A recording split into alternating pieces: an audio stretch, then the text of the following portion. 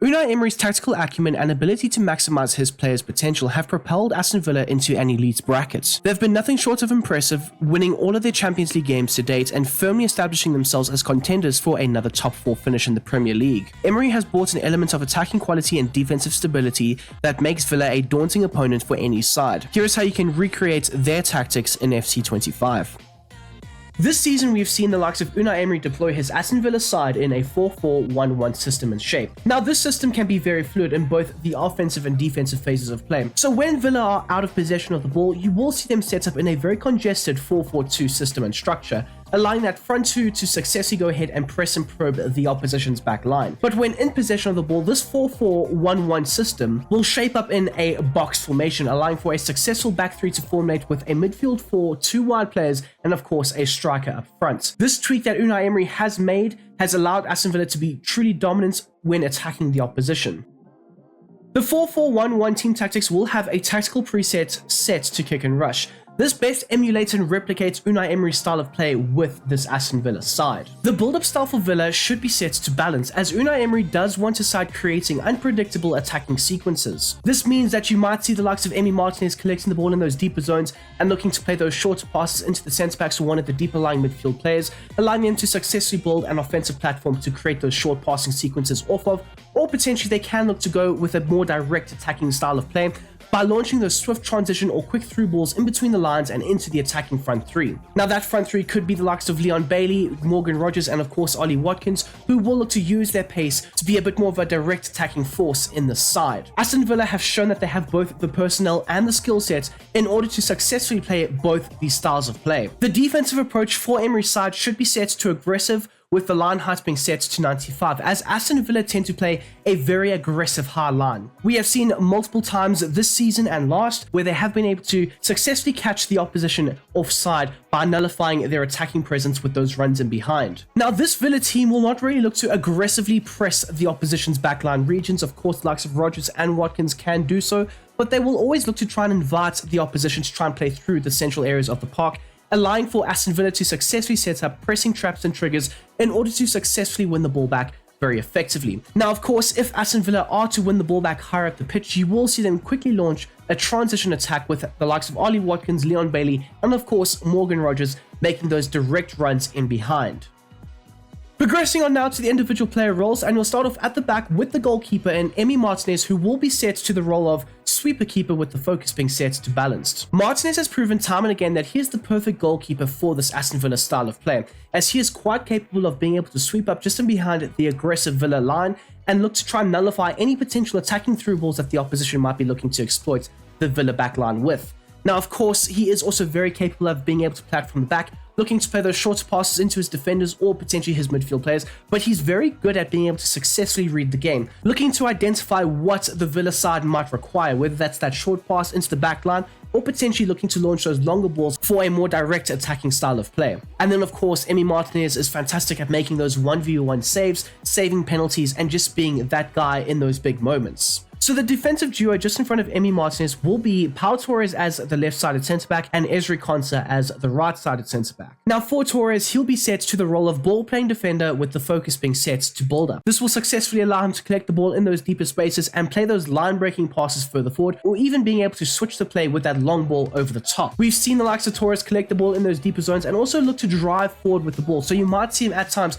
playing alongside the likes of Tielemans and Onana in the midfield zones. And when the likes of Torres does step up, you will see the right-sided centre-back be the natural sweeper of the team and look to contain the space that the left-sided centre-back has vacated. So for Ezri Konsa, he should be set to the role of stopper with the focus being set to balanced. Konsa has proven that he is an elite 1v1 defender when going up against the opposition forward line. He's very capable of being able to intercept the play, break up any potential attacking movements, or potentially just put in an aggressive tackle in order to try and stop any potential transition attacks. For Matty Cash, deployed in that right back position, he should be set to the role of fullback with the focus being set to balanced. This role will successfully see the likes of Matty Cash defend the right-hand space very successfully, whilst also looking to formulate a back three system when in possession of the ball. Now, if the opportunities do present themselves, the likes of Matty Cash does have the freedom to attack down the right-hand space, looking to combine with Leon Bailey when it comes to supplying crosses or cutback opportunities, whereas the left back and Lucas Digne will have the role of attacking wing back with the focus being set to attack. This will see Digne looking to overlap overlap the left midfielder, forcing him into the interior zones whilst also generating a lot of the width for this Villa side. Digne has proven that he can provide a cross or a cutback opportunity from that left-hand space,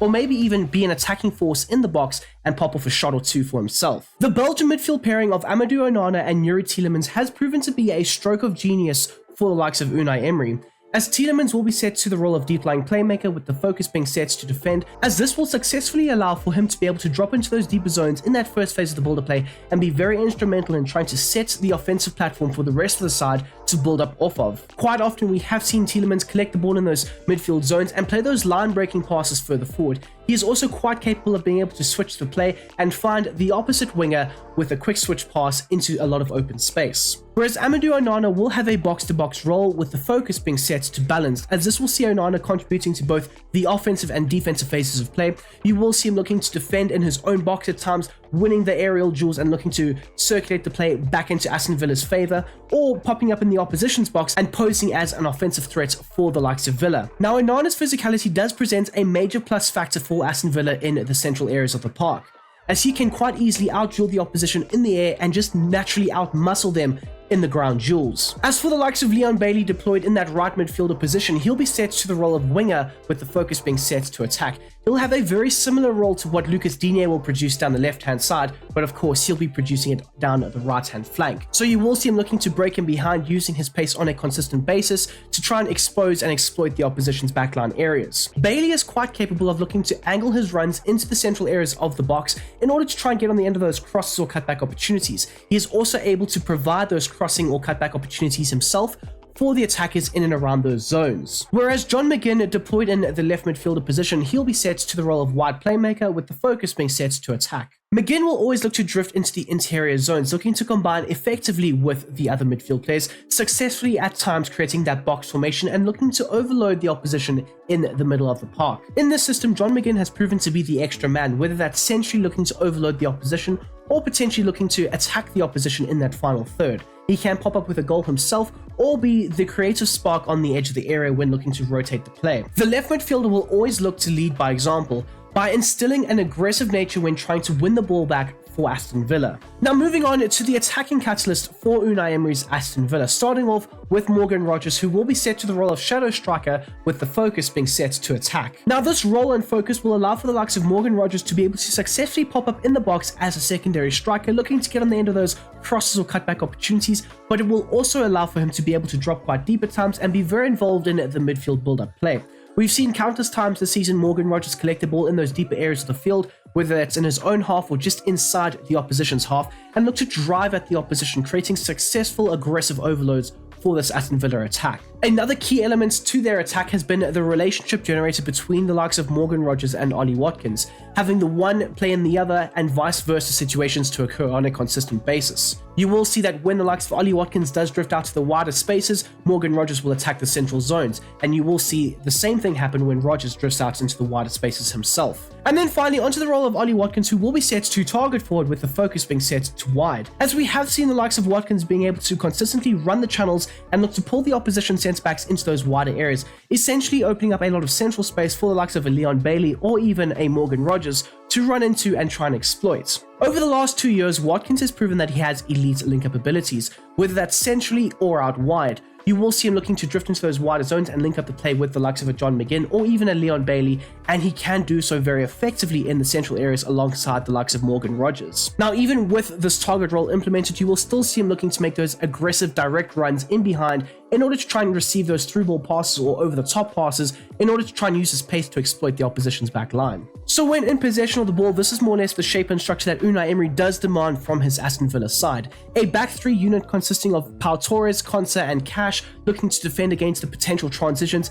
and make sure that the defensive structure is very sturdy, not to mention a midfield four consisting of Tielemans, Onana at the base of it, with the likes of Morgan Rogers and of course John McGinn entering in as those two number 10s just in behind the likes of Ollie Watkins as the striker. And then the two wider areas will be contained by the likes of Digne down the left-hand space and of course Leon Bailey down the right-hand side, Both of these players will pose as wide attacking threats, delivering in crosses or cutback opportunities into the box for the central attackers, whether that's Rodgers, McGinn, or Watkins. You will see them looking to launch themselves into those attacking zones in order to try and get the best of the opposition's back line. Of course, all of this is dictated to by the likes of Tielemans and Onana, with Tielemans looking to drop deep at times and get on the ball and distribute it further forward, and of course Onana looking to be an attacking presence high up the field, but also contributing to the defensive stability of the side.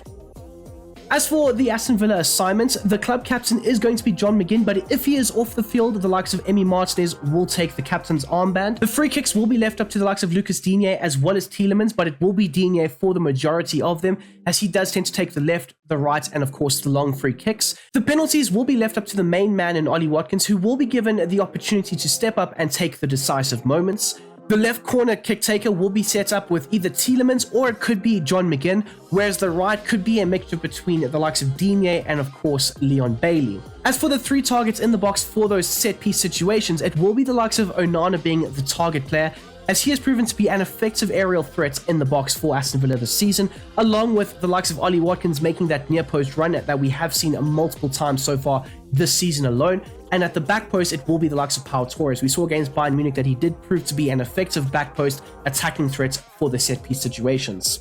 And there we go, people. That is how I would successfully go ahead and replicate and recreate Unai Emery's 4-4-1-1 tactics for FC25. I do hope you have enjoyed this video, and if you don't mind smashing that like button down below, whilst also subscribing if you are new and you like the content. We are on the road to 15k, so if you would like to be a part of that journey, please do consider subscribing, as well as if you would like to and you have a Discord account, you are welcome to join the Brom Squad Gaming Discord server. We chat everything real life football as well as everything FC25 and all that good stuff. Anyways, until the next time, until the next one, I hope you have a smashing goddamn day, and I'm out of here. Peace.